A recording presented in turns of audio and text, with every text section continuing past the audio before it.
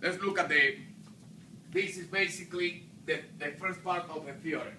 Then we will combine. Let's start with question number, let's say for instance, number 2. How to approach. Question number 2. The only force acting on a 2-kilogram object moving along the x-axis is shown on the picture. The velocity Vx is negative 2 meters per second at t equals 0. So the velocity initial is negative 2 meters per second at t equals 0. The question is, what is the velocity at 4 seconds? Now we look at the concept. It's given a graph, velocity versus time. How can we find the impulse?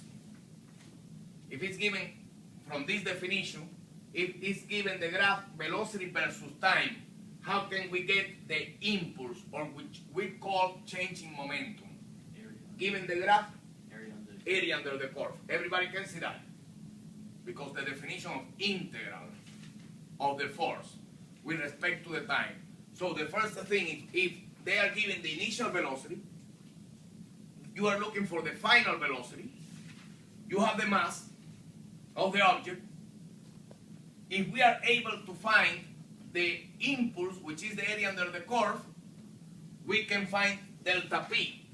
Since we have the mass and V initial, we can find V final, right? So, in this case, the only force acting on a 2-kilogram object moving along the x-axis is given. If the velocity Vx is negative 2 meters per second, that will be this. Negative, negative. Will be negative, negative, because the negative is here. V final we are looking for. What is the mass? 2 kilograms. What is the impulse? Tell me, what is the impulse in that question? From where to where? From 0 to where? To 4 seconds. Tell me what will be the impulse on that, or how can we find the impulse? Let's go first and find the impulse from where to where? From 0 to 1. How can you find that area? Length times width. Hmm? Length times width. Right? It's a rectangle. So the area will be 1 times 4. Is that right? So what will be the unit? If we are multiplying, F times delta T will be Newton times second, which is the same than kilogram times meter per second. That will be the impulse. So from 0 to 1, what is the impulse? 4 Newton times second. Positive or negative? Positive. Then, from 1 to 3, what will be the area? Net area from 1 to 3? 0. Everybody can see that? Everybody can see that? Why?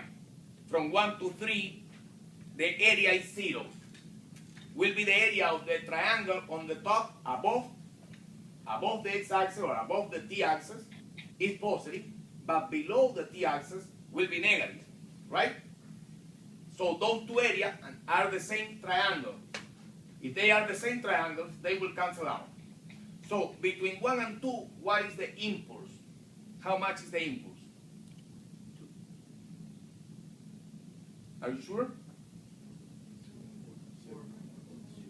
From 1 to 2. Oh yeah, will be, yes, will be 4, the height, times 1 second, divided by 2, 2. 2 Newton times second. And what will be the area from, or what will be the impulse from 2 to 3? Negative 2. So 2 and negative 2 cancels out. And then, in order to find the net impulse, we need to go from 3 to where? To 4, which is another triangle. Or, actually, it's a trapezoid. Or area of the trapezoid, you know that is the two sides times 1/2, which is the average, times the width, right? Or, simple, you can go and get the net area from 1 to 2, which is, the first one is 4, and then 2, which is 6, right? From 0 to 2 is 6. Is that right? and then you can get the area from 2 to 3 negative, and that will be the area of the triangle, right? And the net area is your impulse.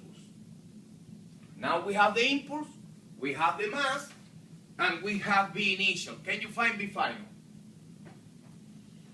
If we have the net impulse, which is the net area, you have the mass, and we have the initial velocity. Can we find the final velocity? Yes. So this is an application. When you have a graph like this, F versus T will be an application of the impulse momentum theorem. I can ask for V final, or I can ask for the impulse between two specific times. For example, if in the test I give the same question, but instead of asking for the velocity final at that moment, I ask what is the impulse between 0 and 2. Given the graph F versus T, find the impulse between 0 and 2. Or find the impulse at 2. I can ask the impulse at 2 seconds, or between 0 and 2 seconds, because it has to be between 2 given times. What is the impulse between 0 and 2? What will be the answer? 6 Newton times second. That will be a possible question in the text. Instead of asking for the velocity, I can ask, find the impulse between two specific times. Good. In question 1, just to see how to apply the concept, is given a 1.2 kilogram object moving with a speed 8 meters per second, collides perpendicularly with a wall, and emerge with a speed of 6 meters per second in the opposite direction. If the object is in contact with the wall for 2 milliseconds, the question is, what is the magnitude of the average force on the object by the wall? What will be the best formula to work here? This is derivative, but if it's constant, we can use, or we can write this sigma F equal delta P over delta T. This is if it's constant. This is for general one. So, what do we have here? They ask, what is the magnitude of the average force? Find the net force. Now, let's see if we can find the impulse or change in momentum. What is the formula for change in momentum? What is the formula for change in momentum? There are two formulas, right? Either this, which is the same than this, like delta P, so I cannot use that because I am looking for the force, right? Or I can use this. How can I find the delta P based on the given? What given is what are the given here in this problem? The mass. What else? Initial velocity. Initial velocity, how much? 8 meters per second. What is the final? 6. No.